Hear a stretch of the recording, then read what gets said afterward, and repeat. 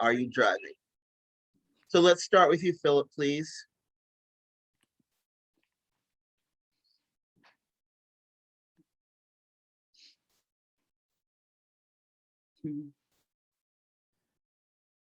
Philip, can you unmute and speak? Yes, I can speak. I was taught how. And, I am speaking. Good morning. I'm Philip Cole. I'm with the San Francisco branch, and happy to be here today. And it's not raining, and I'm on my way to Concord, California.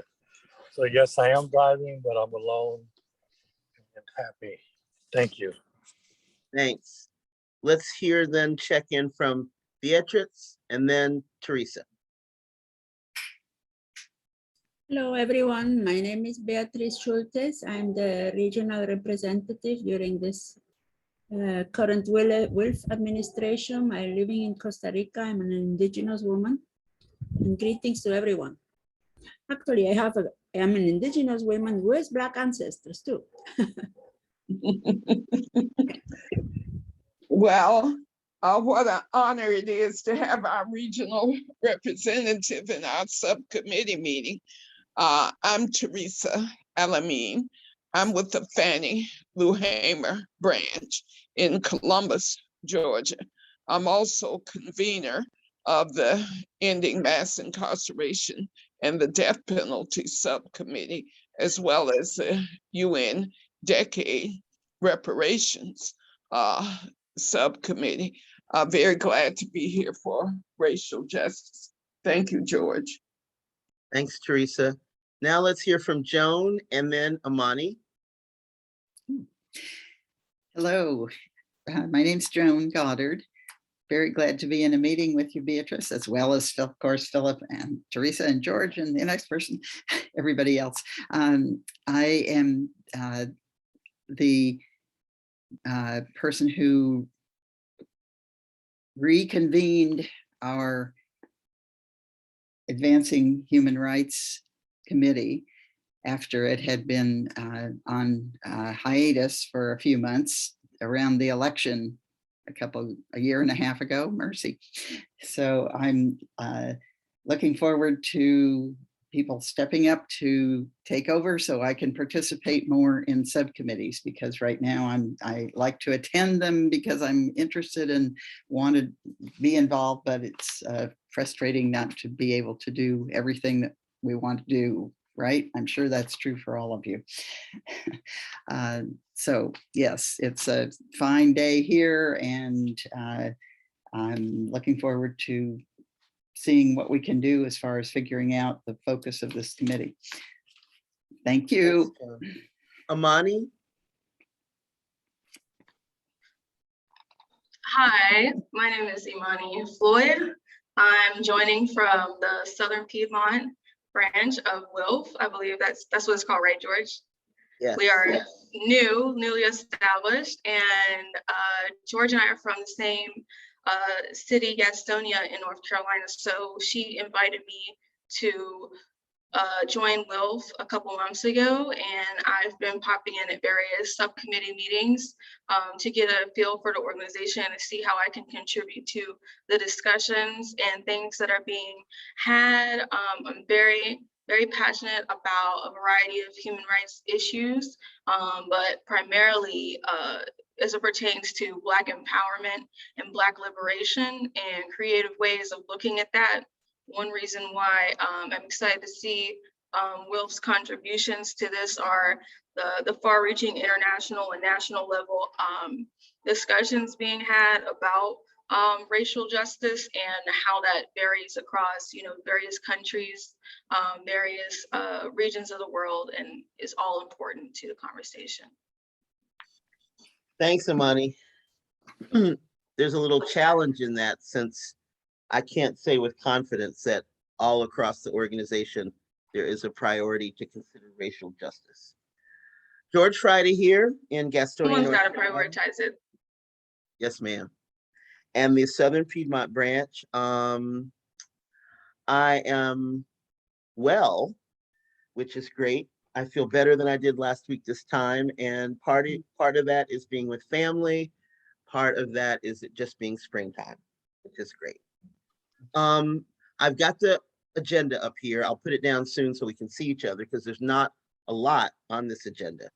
Chiefly, the time is focused on building on last month's meeting. If y'all were there or you listened to the recording, you would have heard us set as a priority addressing some of the conditions that Ian, who was on the meeting, raised. And that also connected to many WILF members having concern about justice on the indigenous lands they live on. So as you can see, a lot of the time on the agenda is about that, and then whatever next steps we have. So we're going to get into that to the extent we can without Ian being here. And Teresa has her hand up. Go ahead, Teresa. Well, there have been quite a few emails this morning about the issue of the indigenous lands and the Shoshone, which is what Ian talks about. And as I said to you when we spoke earlier, George, there is a way to pull out some of the demands from the rather lengthy historical account that Ian provided. And I think Ian is quite angry, as one would imagine after centuries of genocide against all kinds of indigenous people on this land that was stolen. And what I'm trying to get Ian to do, which I tried to get Ian to do when he spoke to the Black Liberation Caucus, I think he's quite frustrated with the fact that he doesn't see us as WILF stepping up with any kind of real support. So what I tried to explain to Ian are the limitations, and part of the limitations are rooted in this committee, because as Joan pointed out, the Advancing Human Rights Committee doesn't really have clear leadership. So those of us who are in the various subcommittees are kind of on our own, and our ability to do anything of substance is extremely limited. And Ian has to understand that we're looking for a process that really ends with the national board. And so Philip is on the national board. And I really appreciate that Philip and Linda Conti were at the UN Decade Reparations meeting, because I see that our only avenue, and Joan can correct me, but our only avenue is subcommittees to take on any work and advance it means that if we need material support, finances or whatever, or if we need an avenue to build a strategic campaign, we must get that supported at the national board level. And I think that's a key part of this discussion to be had in these 25 minutes, because Ian has given us quite a bit of information, and some of the demands are very clear. And what I had hoped you would do, George, before the meeting is pull out some of those demands, but it is mostly legislative. The work that would remedy what Ian is talking about is legislative work that must be done locally, statewide, and at the national level, like the meeting he had in January of this year, a few days after the TPNW went into force, he met with that council or committee he talked about in the long piece that he wrote. But we have to be able to pull some of that stuff out, because Ian, and it's not unusual, I met people like Ian before who are so angry and they have so much information that it's hard for them to just kind of say, these are our demands and these are the people who can give us what we want. That's what Ian has to do for us. How does he plan on getting the remedies done? Because if Ian is working alone, I would say not a lot is going to happen. And it's unfortunate that he's not here, because Ian has to say something more than he's a principal man over the movement, because it has to be more than just one single man trying to advance something for a whole nation of people who have been subjected to genocide for centuries. That's what I wanted to say, and I'll be quiet now to hear what others have to say. Thanks for that, Teresa. On the agenda at this point, it says to try to identify goals and objectives, which, as Teresa pointed out, is difficult, both given the scope of our work and the reach of our influence, and the fact that Ian isn't here. What I did do, based on the long piece that he wrote, is highlighted what I thought may have been goals and objectives, or demands, as Teresa mentioned. So let me share that with y'all, and then please let me know whether or not it makes sense as a objective or demand, or then after we look at them and decide, does this list reflect anything that we think was in what Ian shared? And then we can decide what capacity we might have to do anything about any of these. Can everyone see this and read it? Or do you need me to read it out loud? It's 6 things. I think it's really, on my screen, it shows up very well. It's a laptop, so it's not even a big screen. Okay. Well, George, it would be very helpful if you read it out loud, just to make sure that because it's not that many. So if you could read all the 6 things, that would be helpful. That Okay. gets it in the recording also. Yes, that's right. Shoshone individuals must be followed for health consequences. We need collaborative research funding, monitoring, surveillance, and registries for Shoshone downwinders affected by radiation from nuclear weapons. We need radiation exposure compensation reauthorization. We need the president to create a Shoshone homeland under Article 6 of the Treaty of Ruby Valley. All federal actions must be required to prove ownership of federally funded project sites. End our obsession with nuclear weapons of mass destruction and join the Treaty on Prohibition of Nuclear Weapons. Cool. So, do people agree that those are the demands we saw in what Ian wrote? Just Anyone for have one an- person, I have not seen what Ian wrote, so I Okay. cannot, but it looks like an amazing and wonderful and important list. Okay. Does anyone have an objection with anything on the list? Well, George, I did read the long piece, and those were some of the things when we talked earlier, and I think you have captured all of the major things. And as we can see, they are major. So what he's talking about is reparations. And, you know, indigenous peoples around the country, from the Narragansett to the Shoshone to the Lakota, throughout the country, have these treaties that have all been violated.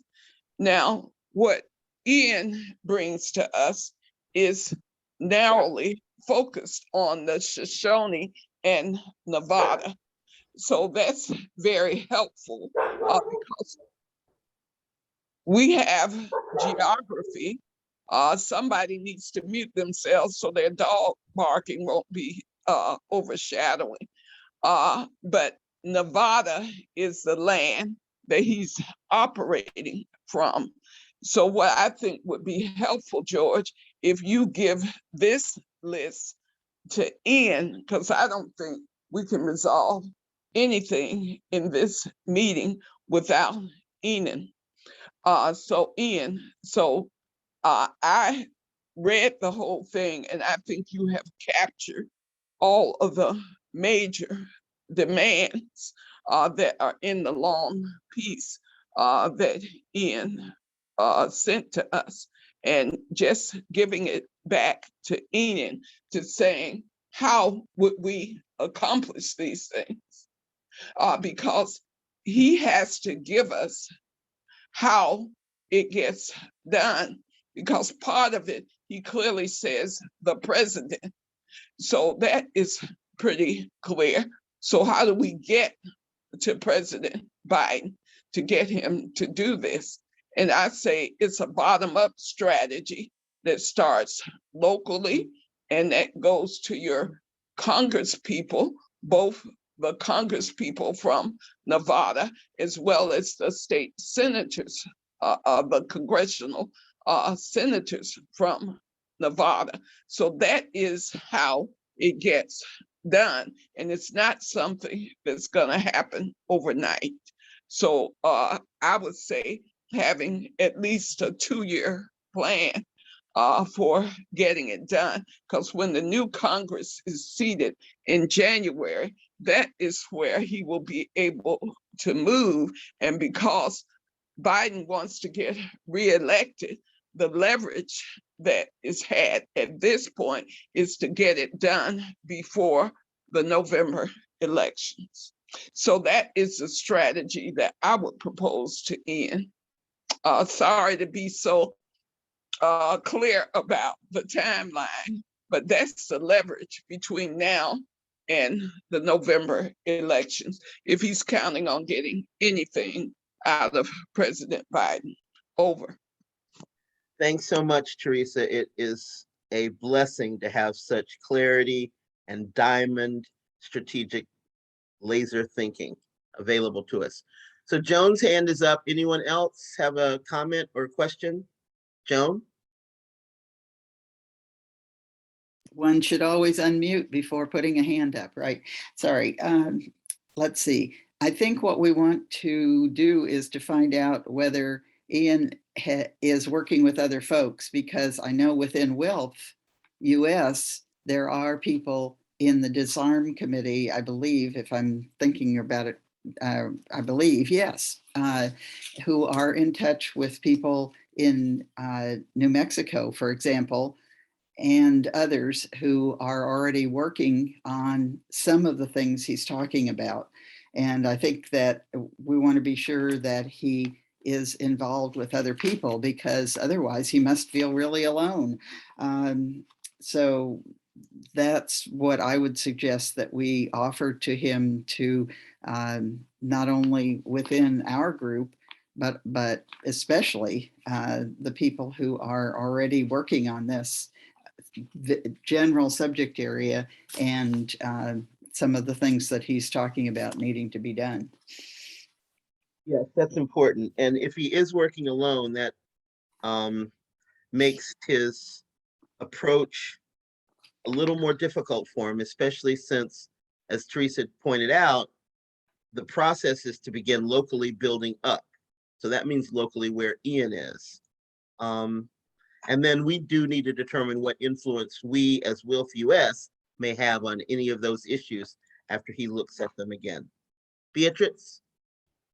Yes, thank you. As you know, I'm not living in United States, but I did hear about issues like that in the past.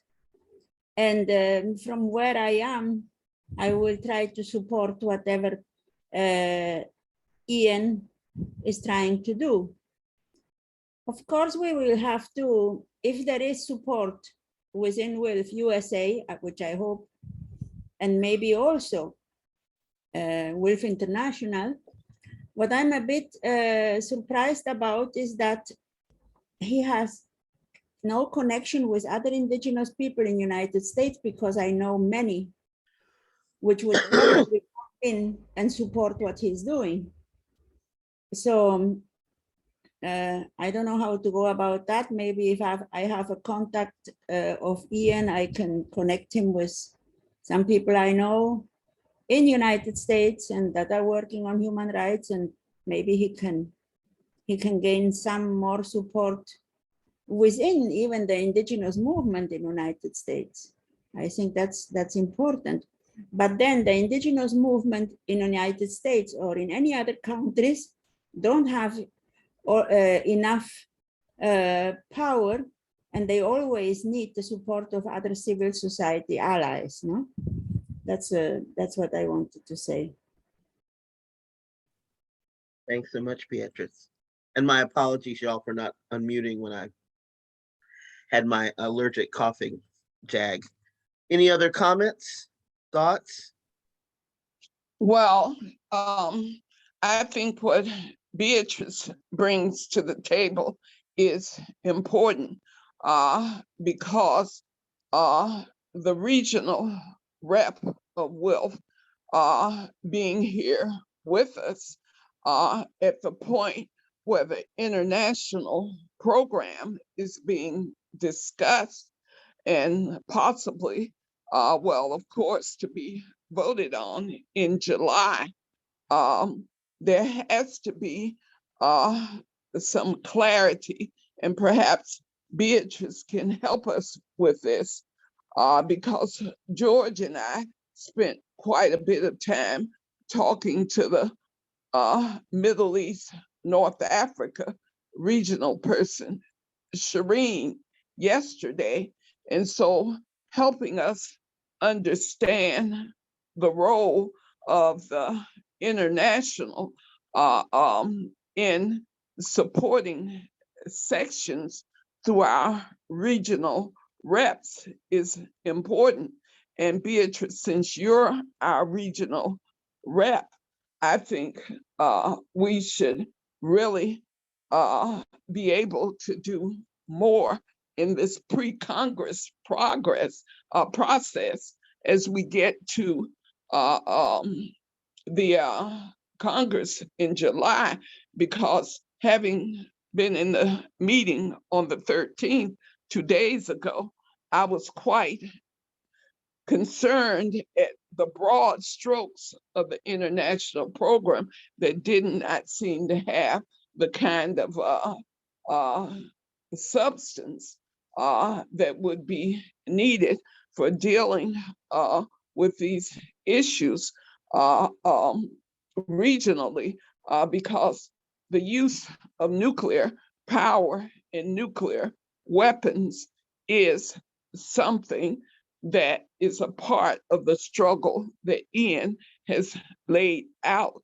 So it's like, what support can we get from the international that would influence the US section to take up the cause based on the key issue of the US being such a serious nuclear power. And that's part of the work that Ian has engaged. So I'm calling on Beatrice to tell us a little bit more about organizationally how she can help in supporting the US section if the US section at the national board level decides to take up this struggle that Ian has brought before us. Over.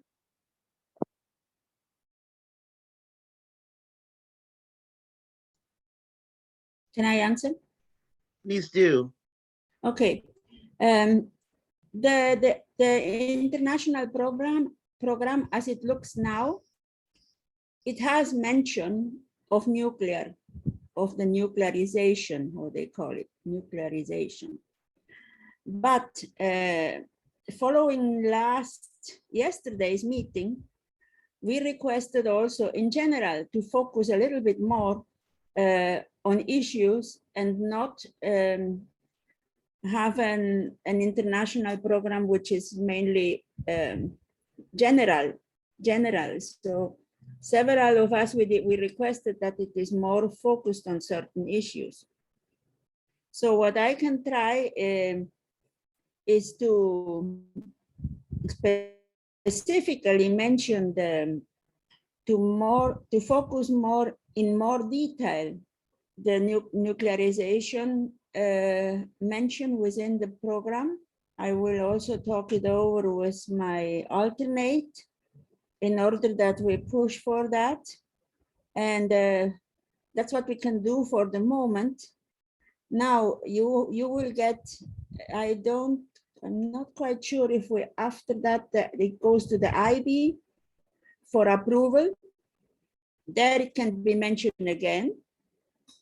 And then it goes back out to the sections. And it is supposed to be approved at the Congress. So I'm not quite sure right now if after it goes again to the section, if there is a possibility to make some additional comments. I'm pretty sure we are coming to the end of that period of time because we had since September last year to look at it and make comments as sections. So, but I will try to do what I can on my side because I think it's extremely important and that they also focus on the health consequences of these activities which are going on. And that would not only be United States, it would also ring the bell to Pacific Islanders, for example. So that is, yeah, let's try. I will do my best. Thank you, Beatrice. Anyone else? Well, I'm putting this up again because I think we're at next steps. And thanks so much for that conversation. And thanks so much, Teresa, for helping to shape that and the support that you've given here.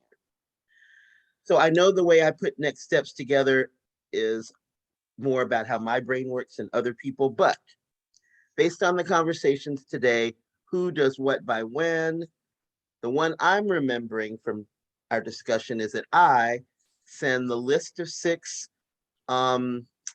issues, demands, requests to Ian, asking a couple of things for any clarification on, what this means, who may be connected with it, how it gets done, and what is his base? Who is he working with?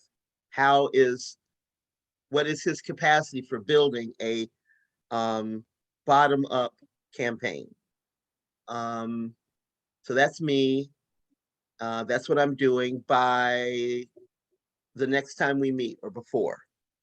And I hear you, Beatrice, saying that you will check in with the international in terms of the program planning process and look for issue-related specific ways that this work can be supported. And you'll fill us in on how that goes next time we're together. Do I have that right? Yes, Okay. yes. Okay, great. Teresa. Well, George, you and I have worked together a lot on developing strategic charts. And I think when you talk to Ian, you have to say a little bit more to help Ian focus on a strategic outlook because he knows what the injuries are, and he's been hammering away as a voice. And he says that there are Western bands of the Shoshone Nation. So I think when you have a conversation with him, you have to be a little bit more in depth with them, because by the time we get to the meeting next month in May, we should be ready to start talking strategy, because it is about what's happening in Nevada.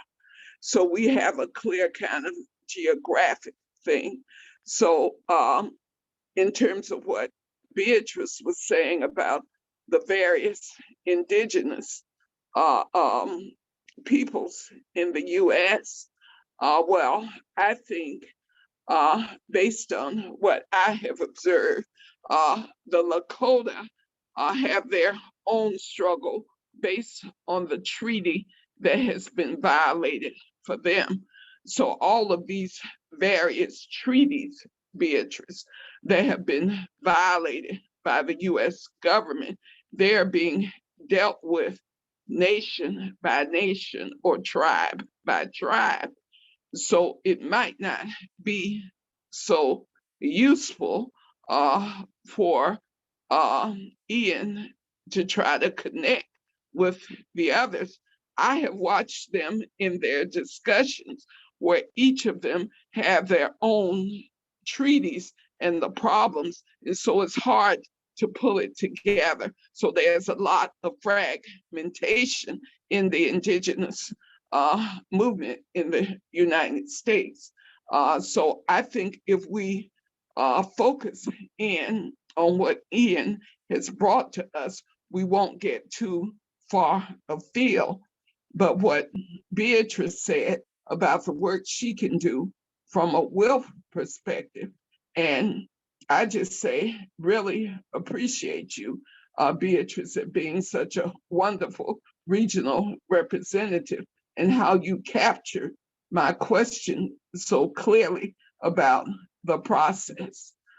Because having spoken with Shireen yesterday and having been in the international program call, I know there was quite a bit of concern. And as we saw the poll, over 60% of us felt that the international program was short.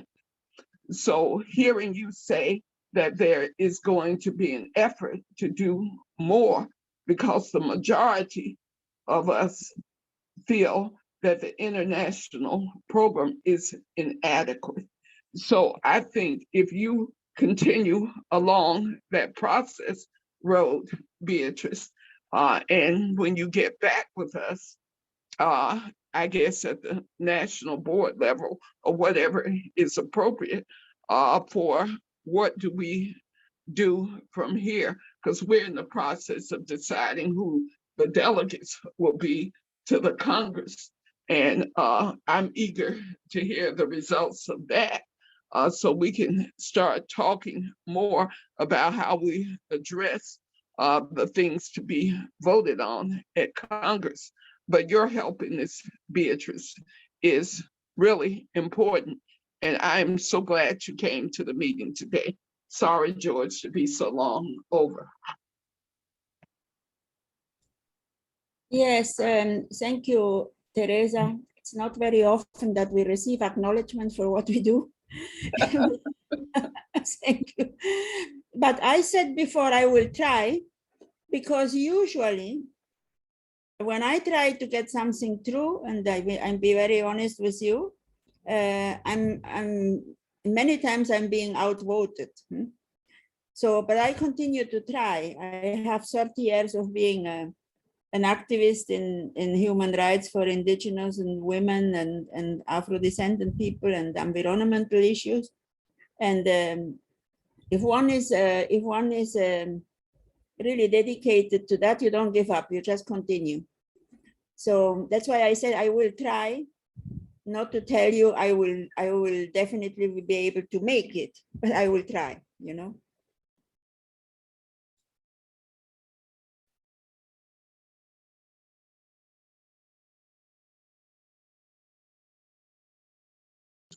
So what's next, George?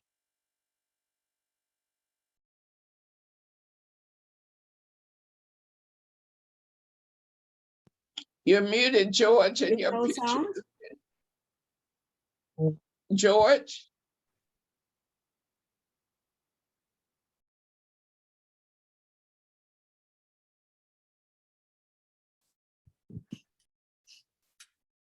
Yeah, we can only see the speaker at this point, right?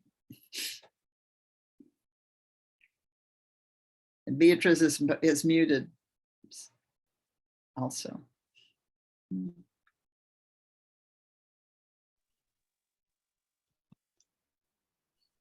Well, George just called me to tell me that somehow she's gotten frozen and she can unmute.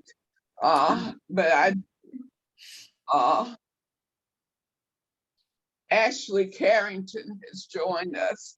So maybe we can get Ashley to introduce herself while George figures out her technical problem, because I believe the next item on the agenda is choosing the next meeting, and we really can't do that without George. So Ashley, we all introduced ourselves, our branches, and say what roles we're playing in Will. So why don't you take a minute or two to, since we have our eminent person on the call, our regional rep, Beatrice Schultes, who has made major contributions to the meeting today. So why don't you introduce yourself, Ashley? Thank you. Ashley Carrington, C they pronouns. I'm a member of the Triangle Branch in Raleigh, North Carolina. I'm also a member of VLC, the Voting Rights Working Group, numerous AHR subcommittees, and the newly formed WCAC, which is the Cultural Arts Ad Hoc Committee. Thank you. Yes, Beatrice. Ashley, I believe, is another one of George's recruits in North Carolina, and she's been making tremendous contributions as one of the younger one of us, because I'm pretty sure, I don't think Ashley would mind me saying it, but I still think she's 30-something. And so George, her computer, and I think when she does that, we may lose everything. But in case that happens, maybe we can all quickly sign back on. But Joan, you're unmuted. Did you have something you wanted to say?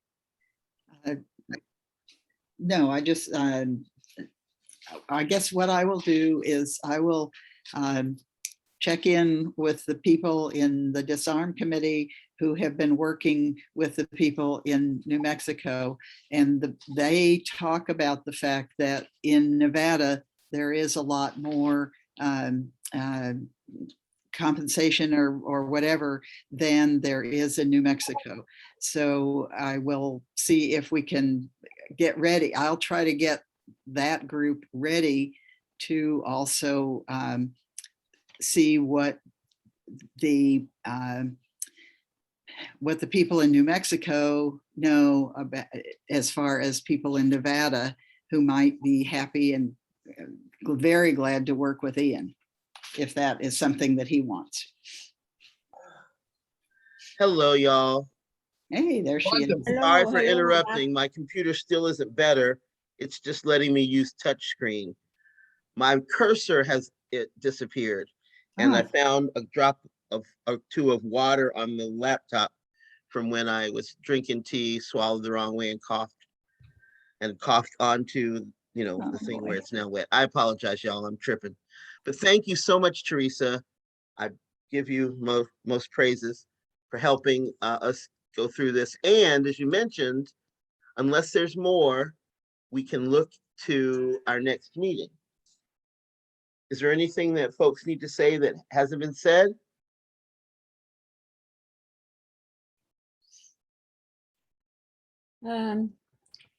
Maybe I like to add something, because we were focusing now on the issue of specifically of the person of the Shoshone tribe. But about the genocide, which took place, I have done some attempts outside of WILF also, outside of my work of WILF, to have in the Americas sort of the acceptance and the recognition of the huge genocide that took place in our continent, from north to south. And for the moment, I have not seen, of course, governments, they don't react positively to it. But if there were the possibility to make a bigger movement around it and much more noise than just one or two persons talking about it, I think it should happen, because I don't understand sometimes how other genocides, which are of course very, very sad, and it's good that they being remembered and all that. But what's about our genocides in our continent that it's just, if it never happened? And then recently we had the King of Spain going to Puerto Rico and sort of praising the colonial activities they had. And I mean, that's outrageous for me. So I'm just leaving that for you as a thought in the different ways you are working. Maybe you can also bring this up. Thank you. Yeah. Thanks, Beatrice. That's certainly words to hold us as we look to our work going forward. Well, George, I just want to say ditto to what Beatrice said, and it's really highlighted in the Ukraine struggle, when all of the calls of genocide are being said. Now, when I think about what has happened on the African continent as well, in terms of the lackluster response or concern with people who have been victims of genocide, which has a lot to do with why the African countries have a serious problem with NATO, since NATO is an organization of colonizers. So we do need to decolonize our work with clarity, and NATO should be looked at closely because of the genocide that has been perpetrated by many of the countries that are now a part of NATO. But George, I wanted to suggest that you seem to be like the third Friday, and the third Friday in May is May 20th. And I was wondering if you consider the third Friday in May for our next meeting, which is May 20th. Sounds good. My May 20th is open. Other people, are you available May 20th at 1?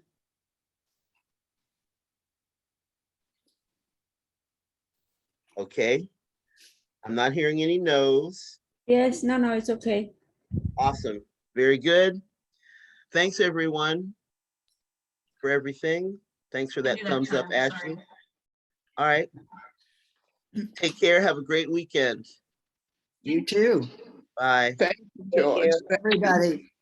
Love you, George. Thank you. Yes.